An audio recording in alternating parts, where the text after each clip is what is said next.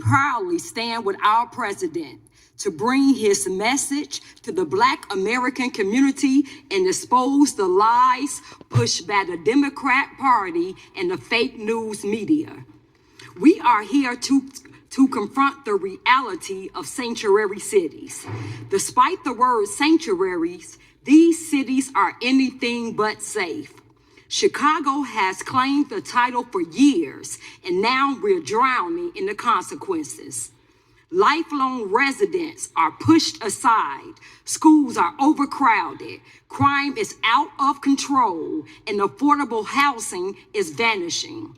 This crisis exploded under Biden and were worsened by the reckless, agenda-driven leadership of Lori Lightfoot and Brandon Johnson.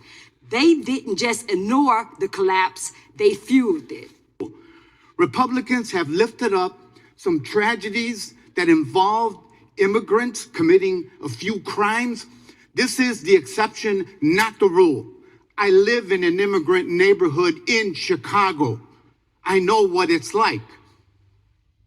But the antidote to dishonesty is truth. And that's what I'm going to talk about. The truth here is that there's significant evidence that welcoming jurisdictions have lower crime rates, lower poverty rates, lower reliance on public assistance, and lower unemployment rates. This is from a stakeholder, someone who lives day in, day out. Do I want to live in a dangerous neighborhood? I have a wife, I have children, I have grandchildren. But welcoming jurisdictions have had to do this for good reason. And the truth is that the courts around the country have repeatedly upheld welcoming policies like the ones in Chicago, Cook County, and Illinois. They've also held that forcing states and localities to participate in immigration enforcement violates the Constitution. The truth is that welcoming policies increase trust between community and law enforcement. That's why forcing states and localities to be an instrument of ICE is opposed, not only by local law enforcement leaders, including Chicago, but also by many crime victims groups like the National Task Force to End Sexual and Domestic Violence. So you think this issue of just the very people who supported the Democratic Party are being left in the cold, in my humble opinion. And so is that how you're seeing Chicago flip red, because of the Democratic policies and what they're doing to those communities they're supposed to be protecting? Yes. Chicago flips red established because of that.